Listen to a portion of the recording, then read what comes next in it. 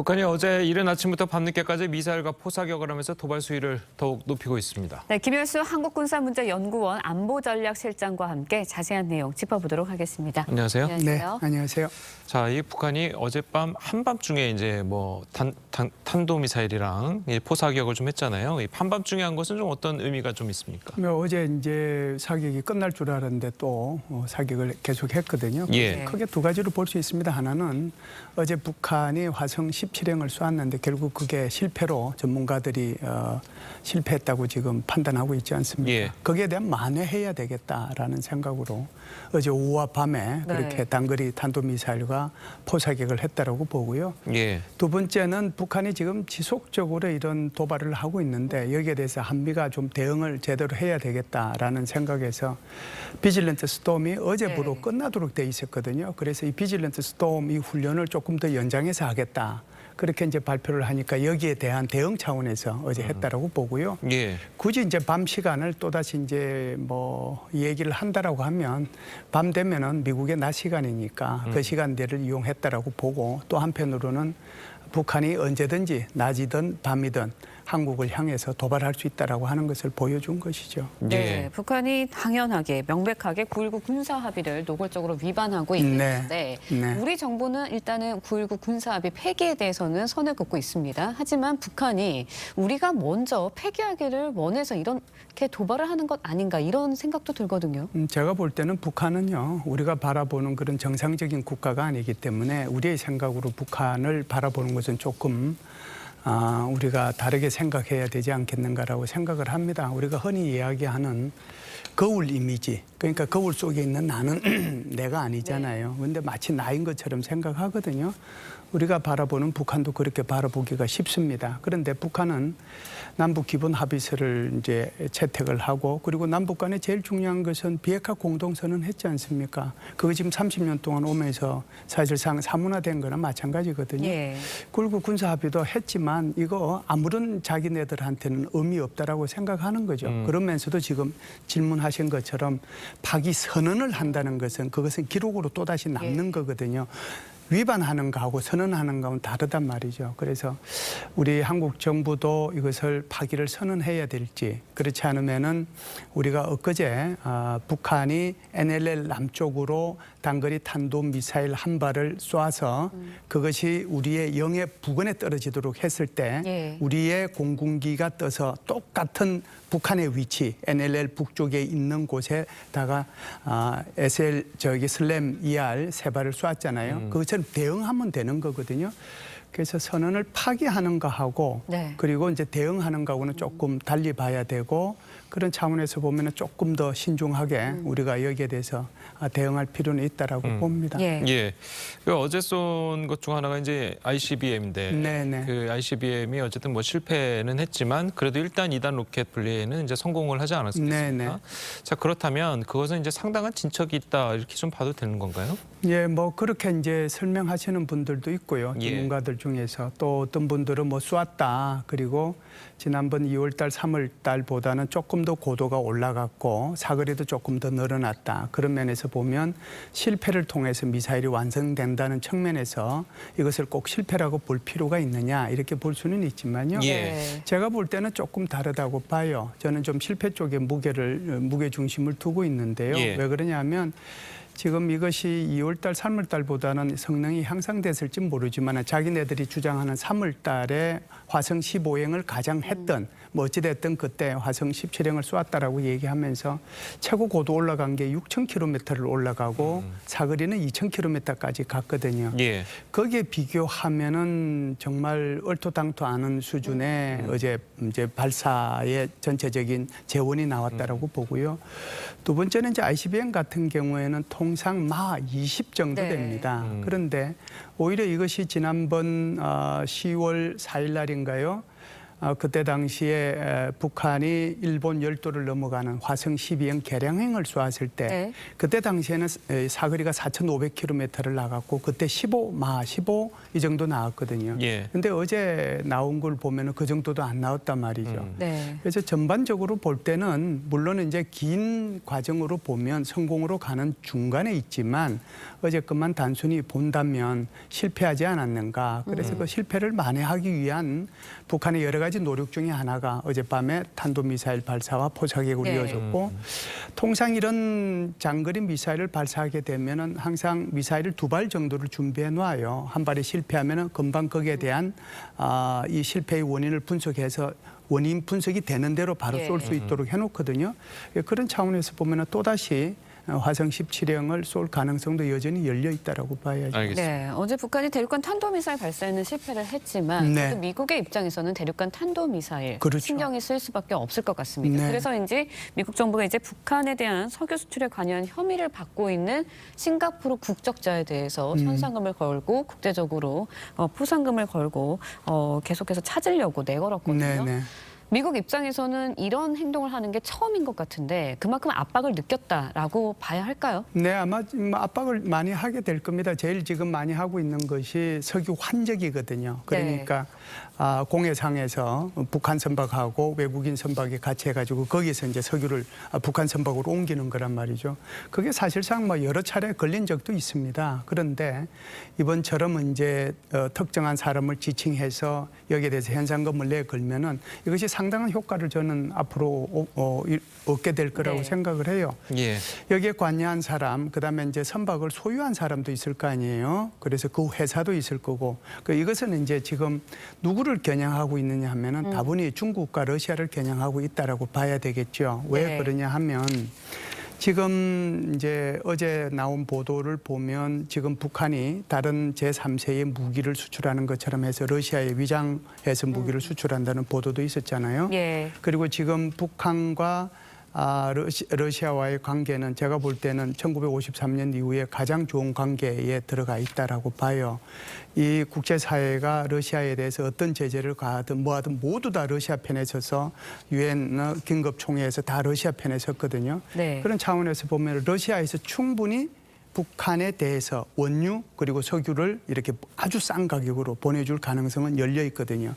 그러면 거기에 이 러시아의 누군가가 또는 어떤 기업이 여기에 관여할 거 아니에요. 그런 차원에서 본다면 아마 이 러시아와 중국을 겨냥한 미국의 이 제재 조치다 이렇게 보고요. 그것이 아마 일정 부분은 효과를 내겠지만 그것이 우리가 생각했던 것만큼 완전히 이게 석유 수출을 또는 이제 밀 수출을 또는 불법 한적을 네. 완전히 차단하는 데는 한계는 있을 걸로 봅니다. 네, 그러니까 뭐 사실 이 미국의 제재가 사실 이 국기성에 대한 제재는 지난달에 이미 한 차례 있지 않았었습니까? 국기성에 대한 제재는 이미 지난달에 한 차례 있었고 네. 현상수배를 한 것이 이제 이번에 처음 나온 건데. 그렇죠. 자, 그렇다면은 뭔가 새로운 그 혐의라고 해야 될까요? 그런 게 이제 드러났다. 미국이 그걸 파악했다. 이렇게 봐도 되는 건가요? 그 부분은 제가 아직 파악을 잘 하지 못해서 정확하게 예. 잘 모르겠습니다. 알겠습니다. 어쨌든 네. 뭐 그 대북 제재 위반자에 대한 이제 추가적인 현장 수배, 제재 뭐 이런 것도 이제 계속해서 이어지겠죠, 미국에서. 왜 그러냐 하면 지금은 네. 이제 만일에 북한이 7차 핵실험을 하게 된다면 유엔 안전보장회의에서 이 문제가 논의가 돼서 그리고 이제 북한에 대한 대북 제재 결의안이 통과돼서 북한을 훨씬 더 옥죄일 수 있으면 이게 최선의 방안입니다. 예. 그보다 더 최선의 방안은 북한이 제7차 핵실험을 안 하는 것이겠죠. 네. 그런데 지금 현재의 국제 정세를 미뤄볼 때 미중 간의 전략적 경쟁이 아주 첨예하게 이루어지고 있고 그리고 미국과 러시아와의 관계도 아주 안 좋은 관계에 있기 때문에 이것이 유엔 안전보장회의에서 결의안이 통과된다는 보장이 없어요. 그렇다고 하면 결국은 할 수 있는 게 뭐겠습니까? 독자 제재거든요. 네. 한국의 독자 제재, 일본의 독자 제재, 미국의 독자 제재 그리고 이들 나라와 유럽을 같이 묶어서 할 수 있는 집단 제재가 있을 수 있어요. 그 제재를 하는 차원에서 본다면 지금 국기성 얘기한 것처럼 네. 그 한 사람뿐만 아니라 여러 기업 뭐 이런 것들이 다 제재 대상에 올라갈 수가 있겠죠. 예. 거기에 대한 예고편이라고 보시면 될 것 같습니다. 네, 북한이 2일부터 계속해서 도발을 이어가고 있는데 2일 하루에만 미사일 발사에 쓴 비용이 1,000억 달러라고 합니다. 1,000억 원. 1,000억 원이요. 네, 1,000억 원이라고 네. 하는데 그러면 이게 북한에서는 1년치 쌀 수입량이라고 하는데 네. 이런 이야기를 들으면 결국 북한 내부에서 경제적으로나 정치적으로나 이런 걸 감행하고서까지 미사일을 발사하고 도발을 이어간다는 건 그만큼 급박한 상황이다라고 판단을 해도 되는 걸까요? 그럴 수도 있죠. 그럴 수도 있지만 저는 이것을 이제 이 부분은 정치적인 의미와 군사적인 의미로 나누어서 이제 말씀을 드리는 게 좋을 것 같은데요. 정치적인 의미는 뭐냐면 지금 말씀하신 것처럼 어제 하루 쏜 게 뭐 며칠 전에 쏜 거 다 합하면은 요 며칠 사이에 쏜 게 1,000억 원이라고 예. 그러잖아요. 그러니까 이렇게 이제 사람들이 생각하는 거죠. 한국 사람뿐만 아니라 전 세계 사람들이 아니 북한이 돈이 없는데 사람들이 지금 굶어 죽고 있다는데 그리고 올해만 하더라도 최소 80만 톤에서 120만 톤의 식량이 부족하다고 다 세계 식량기구에서 얘기하고 있는데 그러면 1,000억 원의 돈을 지금 써? 이렇게 얘기를 하고 있거든요. 근데 북한이 보여주고 싶은 것은 정치적인 의미는 아무리 대북 제재 해봐라. 우리 끄떡없다. 끄떡없다는 것을 내가 지금 보여주고 있잖아. 이렇게 이제 얘기를 하는 거죠. 그런 정치적인 의미가 하나 있고요. 두 번째 이제 군사적인 의미는 이렇게 이제 떼발사를 하게 되면 네. 이제 여기에 단거리 미사일도 있고 뭐 중거리 미사일도 있을 수 있고 장거리 미사일도 있고 여기에 포병 사격까지 들어가 있고 이렇게 되면은 대응하는 차원에서 미국도 대응해야 되고 일본도 대응해야 되고 한국도 대응해야 되고 예. 특히 이제 한국 같은 경우에는 여기에 포병 사격인지 미사일인지 여기에 따라서 이걸 이제 요격하는 것이 또 다 달라질 수 있는데 그걸 실시간으로 아니 수백 발이 이렇게 날라올 경우에 실시간으로 여기에 대응하기에는 여러 가지 한계가 있을 수 있는 거잖아요. 그런 것들을 노린 거다 군사적으로 그런 것을 한번 해보는 거죠. 그리고 한국이 여기에 대해서 어떻게 대응하는지를 아마 북한은 이런 기회들을 통해서 파악하고 또 대비하고 그럴 겁니다. 예. 네. 방금 이제 뭐 실시간으로 이제 대응하기가 어려워서 이제 그걸 네. 이제 파악하기 위해서 쐈다고 하셨는데 그런데 이제 우리 군이 좀 걱정스러운 것 중 하나가 이 실시간 대응도 아니고 나중에 이제 좀 어느 정도 시간이 지난 다음에 이제 하는 대응 사격에서도 그냥 지대공 미사일 2발이 5발이 되고 불량이 되고 그리고 예전에도 이제 천공 같은 그 예전에도 네. 이제 탄도 미사일 같은 경우에 그 맞대응해서 쏜 네. 미사일도 뒤로 날아가서 우리 네. 군부대에 떨어지지 않았습니까? 네. 자, 그래서 그것 때문에 우리 군의 대응 능력에 대해서 굉장히 걱정하시는 분들이 많아요. 저도 사실상 걱정스럽습니다. 걱정스러운데 우리가 이제 삼축 체제를 완성해 나가는 것이 우리가 대한민국이 할 수 있는 일차적인 대응 능력 있지 않습니까? 그 삼축 체제의 핵심이 킬체인인데 그 때리는 네. 거란 말이죠. 그게 지금 이제 우리 강영칸 교수님께서 얘기하신 것처럼 이걸 가지고 우리가 현무가 때려야 되는데 네. 현무 발사만 했는데 그게 오발이 났단 그렇죠. 말이죠. 네. 그다음에 두 번째의 킬체인이 바로 날아오는 미사일. 그걸 피해서 날아오는 미사일 우리가 요격해야 되거든요. 그 지금 이제 우리 충남 쪽에서 이 요격 미사일에 대한 그 사격 훈련을 하고 예. 있어요. 부대별로 또 사격 경쟁까지도 하고 경연대회도 하고 뭐 이런 걸 하고 예. 있습니다. 그러니까 여기 이제 핵심이 천궁하고 네. 그다음에 이제 그 패트리어트 2, 패트리어트 3인데 지금 천궁 2가 날아가다가 이제 자폭 기능이 네. 이제 작동이 됐고 그리고 패트리어트 2도 문제가 있어서 발사가 보류되고 하는 거거든요. 이제 KMPR이 있지만 어찌됐든 이걸 볼 때 이것이 1년에 한 번 나타나도 이게 문제가 있는데 이 짧은 기간에 이렇게 몇 번 나타났고 북한에 대응한다고 우리도 이제 이런 훈련도 하고 하는데 이런 것이 나타났다는 것은 이것은 상용 자동차나 이런 것들에 대한 리콜 문제는 그냥 이것은 리콜하면 되는 거예요. 그런데 무기 체계는 이건 날아오는 것마다 어떤 우리의 무기 체계가 다 대응을 해야 될지 네. 다 지정이 되거든요. 그런데 그걸 날아가다가 자폭하거나 제대로 요격을 못하면은 전부 다 고스란히 피해를 입는 거 아닙니까? 네. 그렇기 때문에 이번 기회를 통해서 저는 전수조사가 필요하다라고 보고요.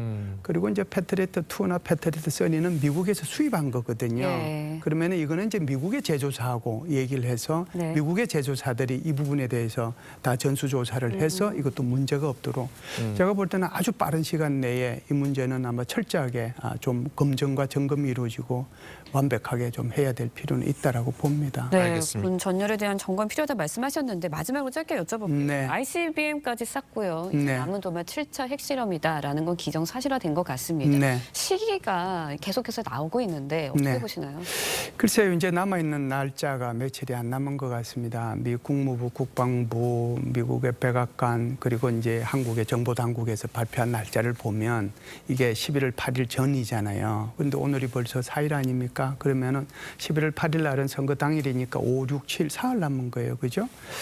날짜로 보면은 이제 3, 4일 남았다라고 보는데 그러면은 이제 이걸 할 거냐 안 할 거냐 이것은 이제 오로지 김정은의 선택에 달려 있는데 어제 박정천이가 우리가 이제 이런 했죠. 우리가 비질런트 스톰을 연장한다고 그러니까 박정천이가 매우 위험하고 잘못된 선택이다. 그러면서 엄청나게 실수하게 된 것을 알게 될 것이다. 그럼 뭐예요? 남아있는 것은 이게 이제는 이제 ICBM 이 실패한 것을 만회하기 위해서 한 번 더 쏘고 예. 뭐 그렇지 않으면 그걸 안 쏘구나. 그리고 이제 지금 네. 말씀하신 것처럼 7차 핵심으로 넘어갈 수 있거든요. 그래서 시기상과 정황상으로 볼 때는 2, 3일 요 안에 북한이 도발할 정말 뭐 전략적으로 도발할 예. 가능성이 굉장히 농후하다 이렇게 볼 수 있죠. 예, 알겠습니다. 자, 오늘 말씀은 여기까지 듣겠습니다. 잘 들었습니다. 고맙습니다.